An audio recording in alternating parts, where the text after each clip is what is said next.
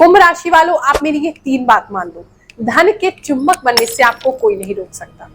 हाँ, काम तो आपको करना ही पड़ेगा, लेकिन उसका आर्थिक फल आपको मिलना शुरू हो जाएगा। जय शनिदेव, जय श्री कृष्ण।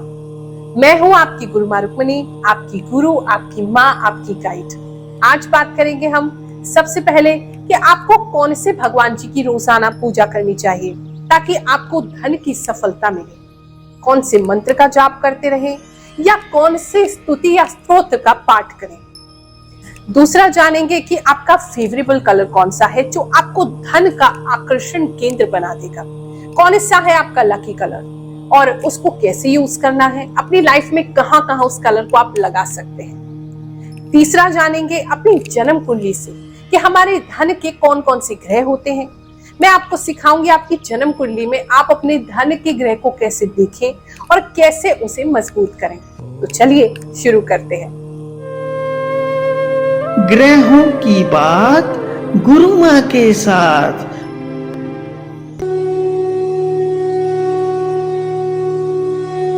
सबसे पहली बात जो धन के चुंबक बनने के लिए आपके लिए जरूरी है वो है अपने घर में नियमित रूप से पूजा करना। लेकिन अक्सर लोग मेरे पास आते हैं और कहते हैं कि गुरु माँ, हम पूजा किसकी करें, किसकी पूजा करने से हमें आर्थिक लाभ होगा, लाइफ में हमारे धन की कमी नहीं होगी, धन की तंगी घर में नहीं आएगी। एक बात को हमेशा याद रखें, आप अगर घर गृहस्थी में है तो घर गृहस्थी में भगवान श्री विष्णु और माता लक्ष्मी की पूजा जरूर करनी चाहिए, क्योंकि हमारे पालनहार तो भगवान विष्णु ही है और उनकी अर्धांगिनी माता लक्ष्मी वही तो हमें धन संपदा देगी, संपत्ति देंगी। जो भी चीजें आप गृहस्थी को सजाने के लिए चाहते हो, गृहस्थी को अच्छे से चलाने के लिए चाहते हो, वो लक्ष्मी जी ही तो देंगी। तो इसीलिए आपको लक्ष्मी जी और विष्णु की पूजा नियमित रूप से रोजाना करनी चाहिए। और उससे पहले कोई भी घर में पूजा शुरू करो, गणेश जी की पूजा जरूर करनी चाहिए, ताकि आपके पूजा पाठ में जो आप भगवान से प्रार्थना कर रहे हो उसमें कोई विघ्न बाधा ना आए। वो सर्व पूज्य देव है, सबसे प्रथम उनको पूजा जाता है। तो आपने गणेश जी को पहले ध्यान करना है, उनकी पूजा करनी है, उसके बाद विष्णु जी और लक्ष्मी जी को साथ में पूजना है। अब हमारी सबसे बड़ी गलती ये है कि हम लक्ष्मी जी को केवल दिवाली पर पूजा करते हैं। अब माता लक्ष्मी को कभी कभी याद करोगे तो वो भी तो भूले बिसरे ही तुम्हारे घर आएंगे, रोज रोज तो आएंगी नहीं। अगर रोजाना उनको घर में बुलाना है, अपने धन को, भंडारों को भरे रखना है, अपने पैसों को कोई दिक्कत ना हो, हर तरफ से आते रहे, हर खर्चा, हर जरूरत आपके घर की पूरी होती रहे, उसके लिए माता लक्ष्मी की रोजाना पूजा करो। और विशेष रूप से उनका जो श्री सूक्त है, जो ऋग्वेद में जो ऋचाएं दी गई है उसमें श्री सूक्त नाम का एक पाठ है। इस पाठ को रोजाना आपको करना चाहिए। अगर संस्कृत पढ़ नहीं सकते हैं तो कम से कम आप इसको सुने। कहते हैं जो भी व्यक्ति इन 15 ऋचाओं का पाठ करता है, माता लक्ष्मी हर ओर से हर दिन उसके घर आती ही रहती है। और ये मैंने स्वयं अनुभव किया है। मेरे जितने भी भक्त हैं, जितने भी शिष्य हैं पूरी दुनिया में, अगर उनको धन संबंधी कोई दिक्कत होती है तो हम यही सजेस्ट करते हैं। अपने स्वयं के लिए भी बहुत समय से, क्योंकि एक मंदिर को चलाने के लिए, एक आश्रम को चलाने के लिए, एक धार्मिक संस्था को चलाने के लिए भी तो अर्थ की आवश्यकता है। तो उसको चलाने के लिए मैं स्वयं इसका प्रयोग करती हूँ। और मेरे जितने भी भक्त हैं, जब उनको आर्थिक दिक्कत आती है तो वही सजेस्ट करती हूँ। आप लोगों के लिए जो हमने नवग्रह का लॉकेट बनाया है, जिसे हम सर्व मनोकामना सिद्धि लॉकेट कहते हैं, उसमें भी हमने एक कर कौड़ी लगाई है, क्योंकि माता लक्ष्मी को कर कौड़ी बहुत प्रिय है। और जब हम इस कर कौड़ी को माता लक्ष्मी की ये जो श्री सूक्त का जो स्तोत्र है, जो पाठ है, जो ऋचाएं हैं, इससे हम मंत्र सिद्ध करते हैं तो तब उसका फल आपको कई गुना होकर के मिलता है। माता लक्ष्मी प्रसन्न होती हैं। और जितने भी लोगों ने आज तक सर्व मनोकामना सिद्धि लॉकेट पहना है, उनकी आर्थिक समस्या जरूर दूर हुई है। अगर आपको धन संबंधी ऐसी समस्या है तो आप श्री सूक्त का रोजाना पाठ करें।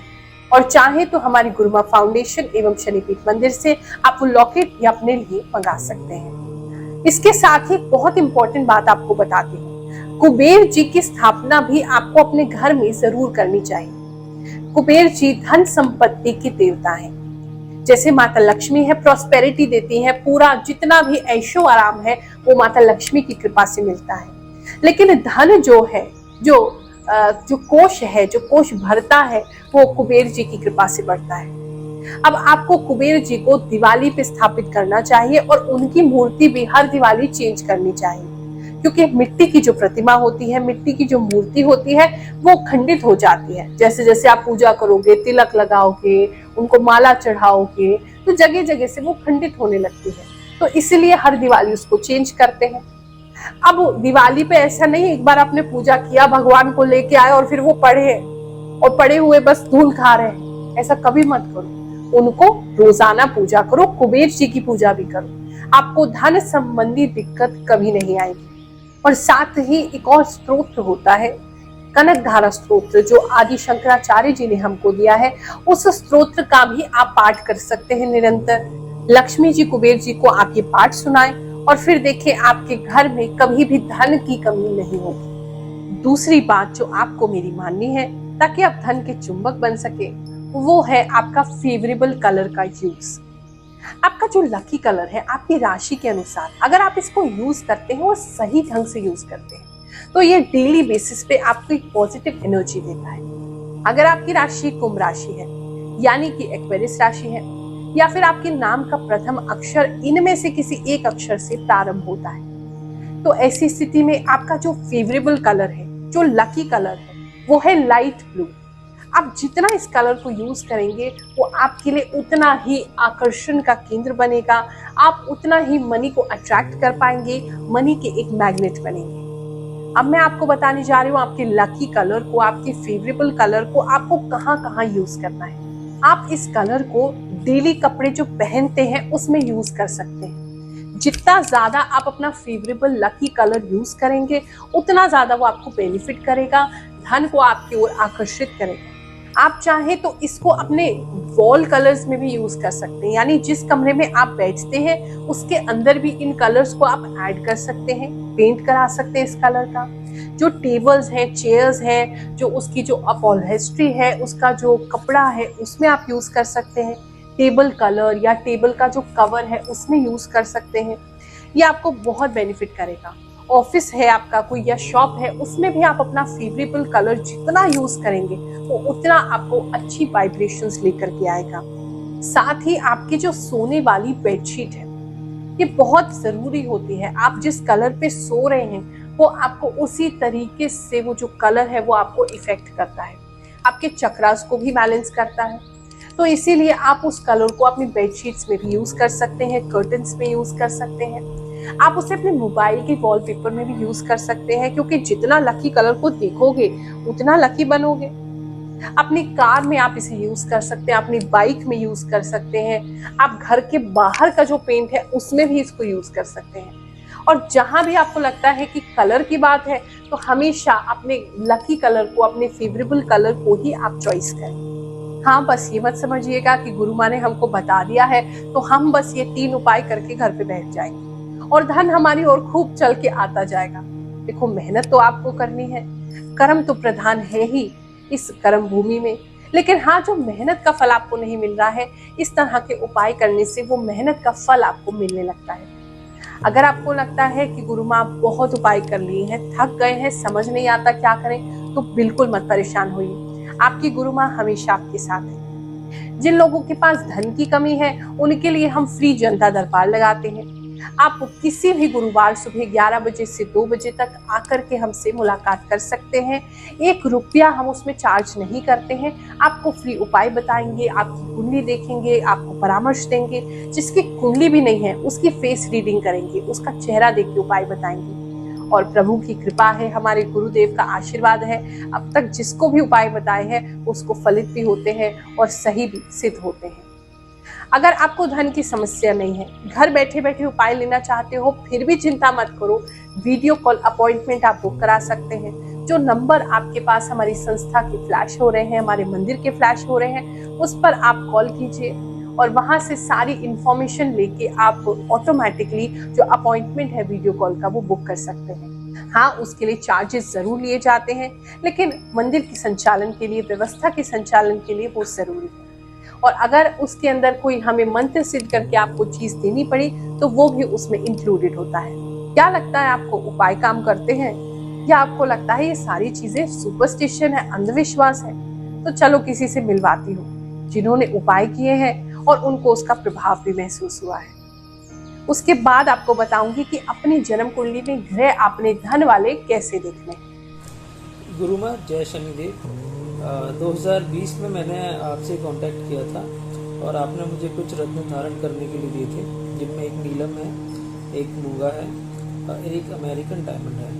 तो इन रिंग्स को पहनने के बाद हाँ कुछ पॉजिटिविटी मेरी लाइफ में आई थी। उस समय मैं एक कोर्ट केस में फंसा हुआ था और चांसेस बन रहे थे कि मैं अरेस्ट हो सकता था। अरेस्ट उस केस में, जो कि एक ऐसा केस था जिसमें फेक FIR दर्ज हुई थी। आपने बताया था कि अरेस्ट होने के चांसेस हैं, लेकिन आई थिंक आपने जो स्टोन्स पहनाए थे उनसे मैं अभी तक बचा हुआ हूँ। और 2020 में सभी के काम डाउन हो गए थे, लेकिन फॉर्चुनेटली हमारा जो बिज़नेस था कैरियर का, सप्लाई चेन मैनेजमेंट का, ये बहुत ज़्यादा बढ़ गया था, जिसकी वजह से मुझे बाकी लोगों की तरह काम नहीं छोड़ना पड़ा था। हमारा काम बढ़ गया था। 2020, 2021, 2022 में भी हमारा काम बढ़ा है, इंक्रीमेंट भी हुए हैं। तो इसके अलावा मैंने फ़िलहाल अभी एंसेस्ट्रल प्रॉपर्टी है एक, पिताजी की तरफ से मिली हुई है, वहाँ थोड़ा फ़ायदा हुआ है।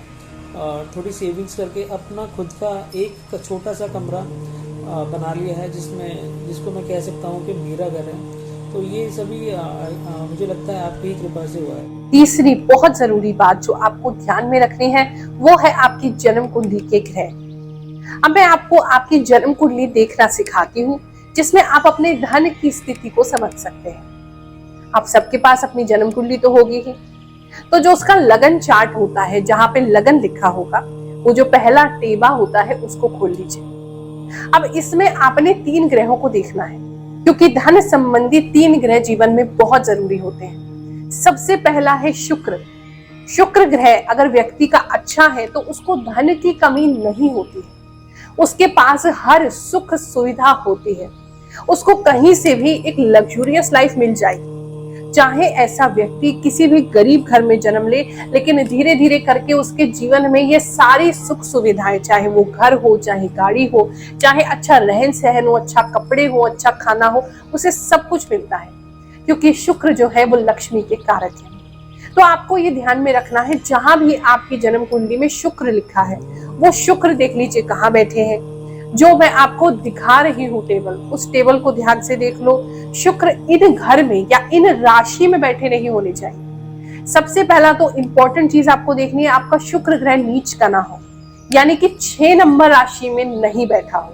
अगर 6 नंबर राशि में बैठा है, इसका मतलब वो नीच का है, आपको शुभ फल नहीं देगा, धन की तंगी बनी रहेगी, धन से परेशान रहेंगे। अगर उच्च का है, 12 नंबर में बैठा है, 12 नंबर राशि में है, मीन राशि में, तो समझ लीजिए बहुत अच्छा है, धन की स्थिति हमेशा अच्छी बनी रहेगी।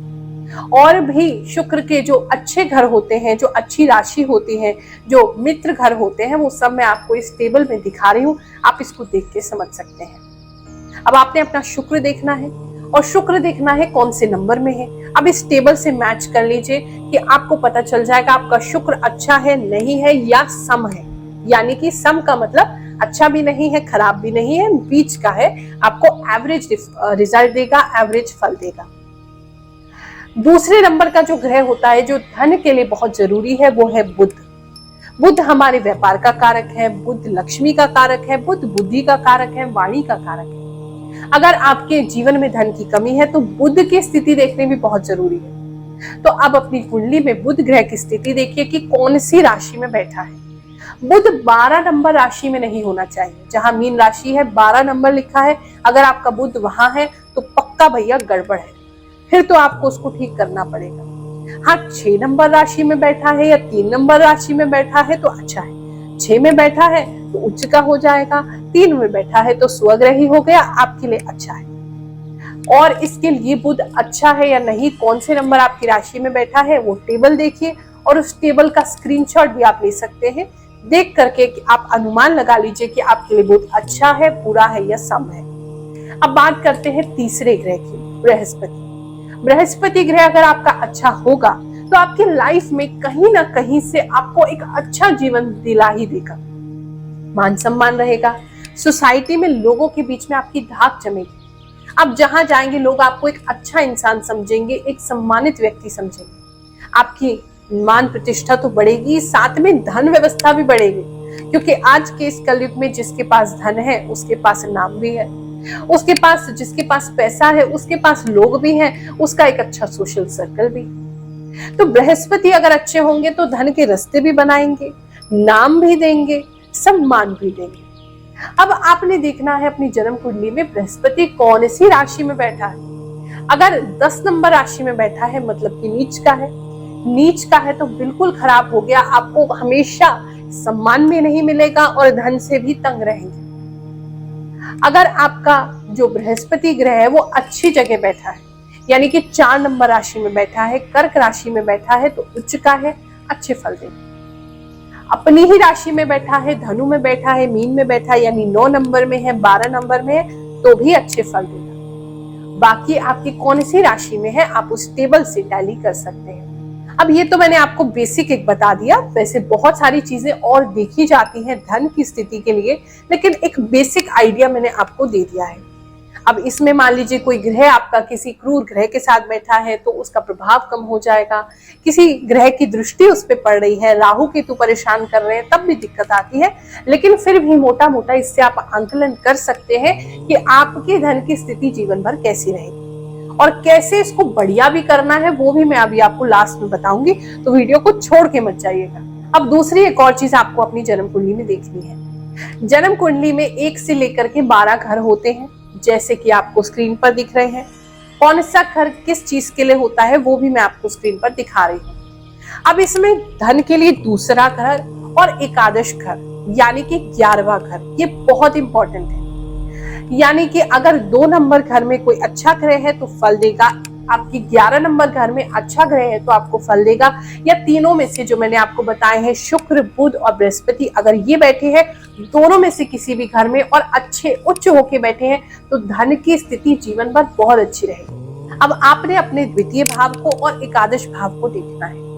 वहां देखना है कोई क्रूर ग्रह तो नहीं बैठा है, राहु केतु तो नहीं बैठा है, अच्छे घर है कि नहीं और वो अच्छी राशि में है कि नहीं। और ऐसे ही इसके आगे भावेश की स्थिति भी देखी जाती है, यानी कि उस भाव का जो स्वामी है उसकी स्थिति क्या है, उसके हिसाब से भी हम देखते हैं। लेकिन इससे आपको एक आइडिया लग गया होगा कि आपके ग्रह धन के कैसे हैं। लेकिन एक और रूल समझ लो, एकादश भाव में कहते हैं जो भी ग्रह बैठा हो, चाहे वो नीच हो चाहे वो क्रूर हो, वो भी अच्छा परिणाम देने लगता है। लेकिन फिर भी अगर आपको लगता है कि परिणाम अच्छा नहीं आ रहा है, मुझे वो रिजल्ट जो मेरी मेहनत का मिलना चाहिए वो नहीं मिल रहा है, तो मैं आपको इन तीनों ग्रह को अच्छा करने के लिए उपाय बता रही हूँ। इस उपाय को आप फॉलो करिए, छोटे छोटे घरेलू उपाय हैं, आपको धन की स्थिति जरूर बेहतर होती हुई दिखाई देगी। मात्र 21 दिन करके देखो, बहुत चीजें बेटर होंगी। उसके बाद एक बार आकर के या तो गुरु माँ से दिल्ली में मिलना, नहीं तो मुझे फोन कर लेना, वीडियो कॉल अपॉइंटमेंट ले लेना, मैं आपको आगे क्या करना है वो बताऊंगी। आपका शुक्र ग्रह अच्छा नहीं है, आपको पता चल गया है, नीच राशियों में बैठा है या शत्रु राशि में बैठा है। ऐसे में क्या करेंगे, शुक्र को अच्छा करो। बलवान करने के लिए क्या करोगे, उसके लिए आपको रोजाना परफ्यूम का यूज करना है। नेचुरल इत्र या परफ्यूम आप लगाना शुरू करें। अब ये मत कहना कि गुरु माँ हमें अच्छा नहीं लगता है। अरे आपको नहीं अच्छा लगता, शुक्र देवता को तो लगता है, उनके खुशी के लिए आपको लगाना है। अच्छा सा कोई फ्लोरल सेंट आपको लगाना है, परफ्यूम लगा सकते हो, डिओड्रेंट लगा सकते हो जिसमें फूलों की खुशबू हो, और जितना नेचुरल हो उतना अच्छा है। इत्र भी आप प्रयोग कर सकते हो या अपनी राशि अनुसार भी आप परफ्यूम का यूज कर सकते हैं। वो मैं आपको आने वाली कुछ वीडियोस में आपको कौन सा फेवरेबल आपके लिए परफ्यूम है आपकी राशि के हिसाब से वो बताऊंगी। लेकिन आप शुक्र को अच्छा करने के लिए कोई सा भी परफ्यूम लगाओ, वो काम करेगा। दूसरा है, आपको अपने नहाने की पानी की जो बाल्टी है उसके अंदर जो बड़ी इलायची रहती है काली रंग की, वो आपने डालनी है। उसे डाल करके आप रोजाना स्नान करो और उसके बाद आप उसको किसी मिट्टी में फेंक देना, ना तो डस्टबिन में फेंकना ना नाली में गिराना। आप उस इलायची को मिट्टी में या तो गाड़ दीजिए, गाड़ नहीं सकते हैं तो मिट्टी में आप डाल दीजिए, रख दीजिए, फेंक दीजिए, लेकिन डस्टबिन या नाली में मत फेंकना। इससे रोजाना स्नान करोगे, आप देखोगे 21 दिन के भीतर भीतर आपका शुक्र आपको अच्छा फल देने लगा है। अगर आपको दिखा आपका बुध अच्छा नहीं और हाँ, एक और प्रश्न आप लोग करेंगे कि क्या हम सारे उपाय कर सकते हैं, तो तीनों ग्रह के उपाय भी आप साथ में कर सकते हैं, उसमें कोई विरोधाभास नहीं है। अब मान लो आपका बुध ग्रह अच्छा नहीं है, आपको पता चला नीच राशि में है या शत्रु राशि में है, ऐसी स्थिति में आपने क्या करना है, आपने रात के समय हरे मूंग की दाल साबुत लेके आनी है, उसको भिगोना है 1 मुट्ठी, और भिगोने के बाद जब वो मुलायम हो जाए सुबह के समय अपने खाने से पहले उसे पक्षियों में या कबूतरों के बीच में डाल दीजिए। दूसरा उपाय करना है, आपके आसपास जो भी माता का मंदिर हो, देवी माँ का मंदिर हो, वहां सेवा करो, तन मन धन जो आप कर सको वहां सेवा दो। आप देखोगे आपके बुध ग्रह अच्छे होने लगे हैं। अब बात करते हैं बृहस्पति की। अगर आपका बृहस्पति ग्रह अच्छा नहीं है तो उसके लिए क्या करेंगे, उसके लिए आपने किसी गुरुकुल, जहां पर के वैदिक शिक्षा दी जाती हो, जहां बच्चों को धर्म सिखाया जाता हो, अच्छा ज्ञान दिया जाता हो, वहां कुछ भी सेवा करनी है या दान करना है। वहां दान करने से बृहस्पति बहुत प्रसन्न होंगे, आपको अच्छे फल देंगे। दूसरा आपको करना है बृहस्पति के लिए, आपने अपना जो पूजा घर है, जो मंदिर है या मंदिर का कमरा है, उसे खुद साफ करना है और रोजाना साफ करना है। और जितना साफ करोगे, जितना अच्छा रखोगे रोजाना, आपके बृहस्पति उतने प्रसन्न होते जाएंगे। अब एक मिस्टेक आप हमेशा करते हैं, उपाय तो खूब करते रहते हो, कहते हो लगते नहीं है। अरे भैया, उपाय करते हो तो प्रार्थना भी तो किया करो, भगवान को ये भी तो बताओ, प्रभु मुझे ये चाहिए। कलयुग में तो माता अगर उसके सामने रो नहीं तो वो भी दूध ही पिलाती। तो आपको अपने परम पिता परमेश्वर, अपने ईश्वर, अपने देवता को बताना तो पड़ेगा कि प्रभु इस हेतु हम ये उपाय कर रहे हैं। तो आप सभी उपाय करते समय प्रार्थना अवश्य करें अपने इष्ट से, उस देवी देवता से जिसके लिए आप कर रहे हैं, उनसे प्रार्थना करोगे। वो प्रार्थना में इतनी शक्ति, इतना भाव होता है कि वो उन तक जरूर पहुंचेगा और वो विवश हो जाएंगे कि वो आपको फल दें। आज के लिए यही समाप्त करते हैं। ये जो उपाय बताए हैं इसको जरूर आजमाएं और फिर देखें सनातन हिंदू धर्म में कितनी शक्ति है। जय शनिदेव, जय श्री कृष्ण।